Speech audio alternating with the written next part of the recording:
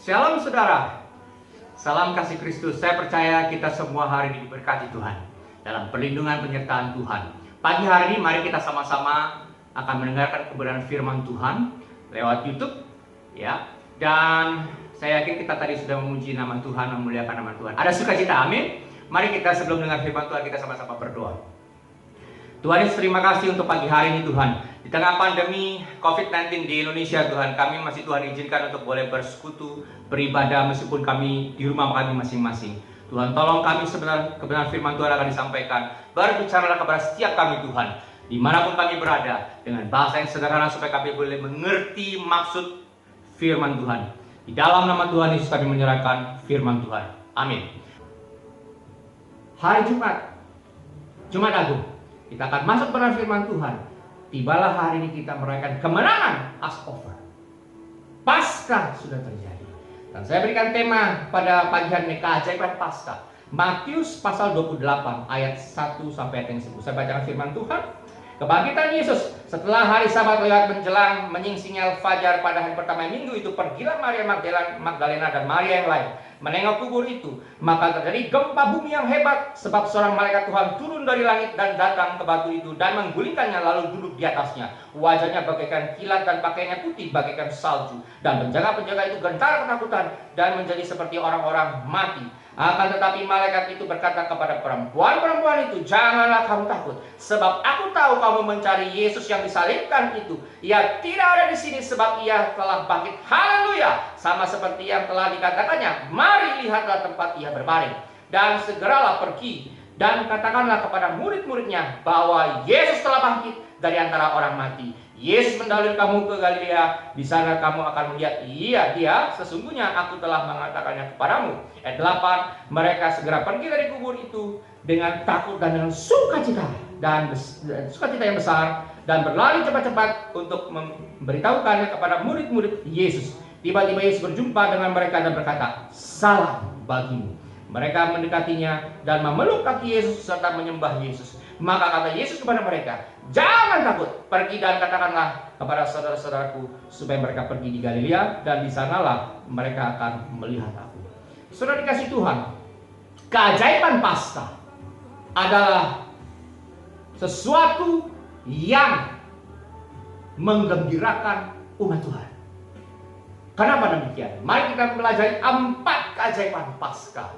Sebelum kita mempelajari dan melihat satu persatu, maka kita melihat peristiwa Jumat Agung sebagai satu peristiwa yang membuat iman kita hari ini semakin teguh. Karya Kristus di atas kayu salib itu mencerminkan beberapa hal. Yang pertama adalah puncak karya Kristus adalah mati di atas kayu salib, menyelamatkan manusia lewat karya penebusannya. Yang kedua adalah nubuatan para nabi digenapi. Waktu Yesus dinubuatkan akan lahir di kota Daud, Yesus lahir di kota Daud. Dan kedua, ketika Yesus akan mati dan bangkit pada hari ketiga juga digenapi. Dan luar biasa Tuhan kita yang dahsyat ini. Dan yang terakhir adalah ketika Tuhan Yesus menghembuskan napas yang terakhir, dia menyerahkan hidupnya, maka iblis sadar bahwa pertandingan sudah selesai. Iblis sadar dia kalah. Itulah menunjukkan karya Tuhan yang luar biasa. Kalau Yesus sudah mati dan bangkit, hari ini kita merayakan kebangkitan yang dahsyat. Dan kebangkitannya mengubah hidup banyak orang, termasuk engkau dan saya. Mari kita lihat yang pertama apa yang terjadi. Yang pertama adalah ayat 1 sampai ayatnya yang keempat. Itu menunjukkan perkembangan kekristenan terjadi begitu luar biasa. Kalau kita melihat dari Injil Matius pasal 4 ayat 18 sampai 22, murid Yesus pertama cuma 4. Lalu kalau kita melihat berikutnya di dalam Matius pasal 10, maka kita bisa melihat murid Yesus akhirnya jadi 12. Oke? Tapi apa yang terjadi setelah Yesus bangkit? Pentakosta. Petrus berkhotbah, 3.000 orang bertobat. Luar biasa spektakuler. Ada kuasa ilahi, Roh Allah bekerja luar biasa. Lalu tidak lama setelah itu di Kisah Rasul 4 terjadi yang lebih spektakuler. 5.000 orang laki-laki bertobat. Bukankah luar biasa? Dan sejak itu tersebarlah kebenaran firman Tuhan. Injil diberitakan. Akhirnya sampai juga di telinga kita di Indonesia. Dan oleh karena itu kita mengucap syukur. Kalau Tuhan tidak bangkit, maka Injil hari ini engkau dan saya tidak pernah mendengar. Kita mengucap syukur untuk pengorbanan yang dilakukan oleh para martir, dilakukan oleh para penginjil-penginjil yang mau dipakai Tuhan, menyerahkan hatinya sepenuhnya bagi Tuhan, bagi kerajaan Kristus. Dan mereka mau berlayar ke sana kemari seperti Paulus. Dia harus tenggelam, harus kelaparan, di penjara, tapi dia tidak peduli. Dia berkata, aku mau melayani raja di atas segala raja. Maukah saudara hari ini Tuhan memakai? Tuhan rindu dan Tuhan mau memakai setiap kita yang mendengarkan kebenaran firman Tuhan. Yang kedua, Paskah pertama itu disampaikan bukan oleh manusia, bukan oleh murid-murid Yesus, bukan oleh Maria Magdalena.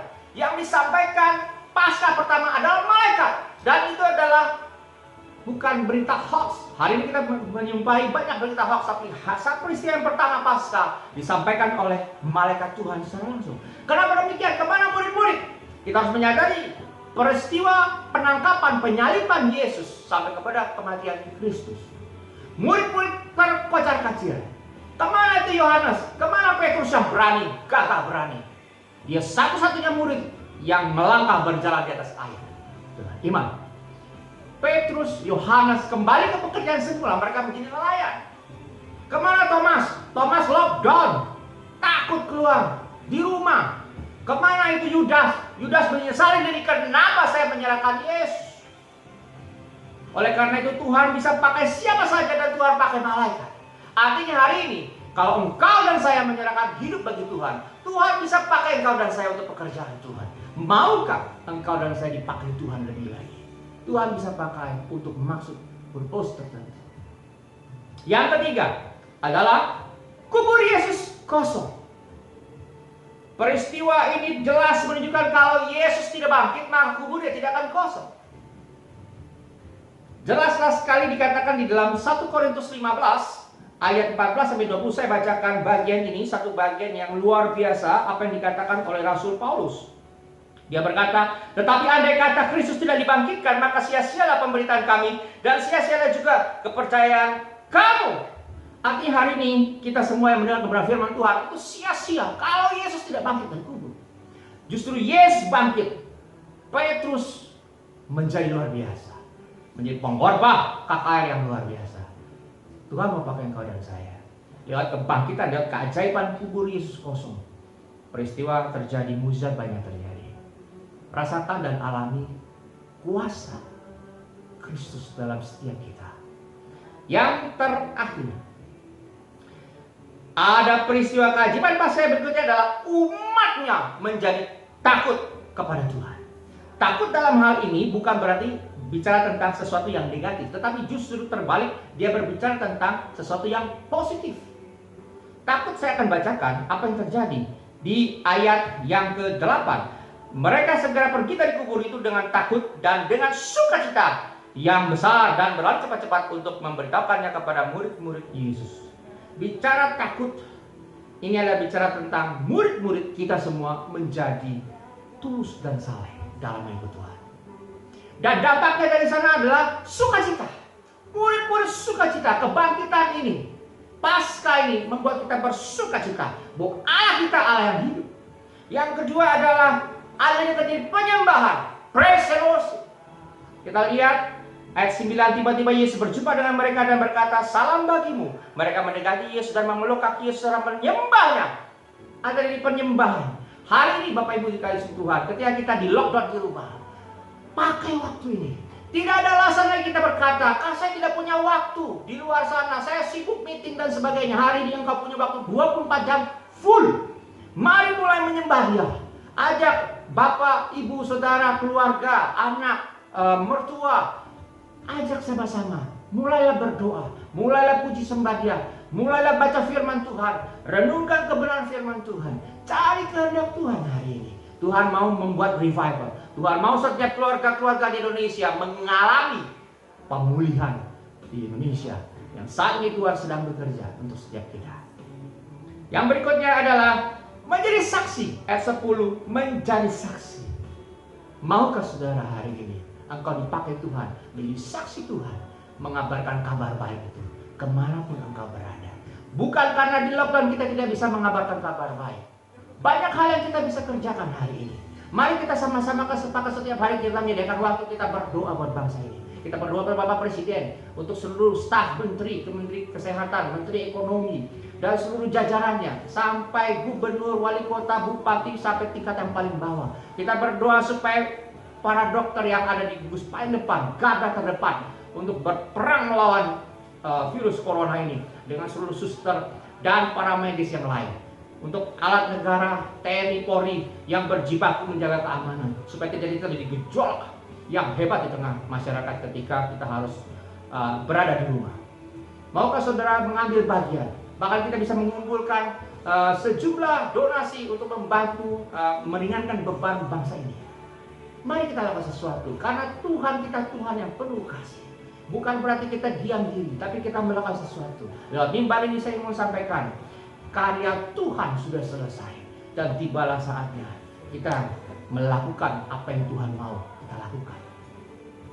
Mari kita kembali kepada Tuhan, mengingat bagaimana Tuhan Yesus mengorbankan dirinya yang sangat berharga. Dia tebus engkau dan saya, dan ketika dia bangkit, berarti janji Tuhan, suatu hari dia akan angkat engkau dan saya, bertemu muka dengan muka, itu akan menjadi kenyataan. Dan tibalah waktunya kita untuk bergandengan tangan, melayani Tuhan lebih lagi. Maukah saudara dipakai Tuhan lewat keajaiban-keajaiban Paskah yang sedang terjadi dalam hidup saudara? Tuhan Yesus memberkati. Mari kita berdoa. Bapa dalam surga, kami mengucap syukur Tuhan. Di dalam pesan yang singkat ini, kami rindu Tuhan memulihkan kami. Kami menyerahkan diri kami mau berdiam di hadapan Tuhan. Kami tahu kelemahan kami. Tuhan, mungkin saja selama ini kami banyak melakukan kesalahan yang mendukakan hati Tuhan. Engkau tolong kami, ampuni kami. Pulihkan kami Tuhan, supaya hidup kami mulai hari ini menyenangkan hati Tuhan. Pakailah Tuhan, supaya waktu-waktu yang ada ini kami semakin melekatkan diri kami kepada Engkau, membangun komunikasi, membangun intimasi dengan Tuhan, dan hidup kami berpadan kepada kebenaran firman Tuhan, dan firman Tuhan menjadi kesukaan dalam hidup kami. Terima kasih Tuhan memberkati setiap anak Tuhan dimanapun berada, ibadah di seluruh dunia, dari pagi, siang, sampai tengah malam nanti. Dan Tuhan menolong melawat bangsa Indonesia dan seluruh dunia, agar virus ini, pandemi ini boleh segera berlalu. Di dalam nama Tuhan Yesus kami berdoa. Amin. Tuhan Yesus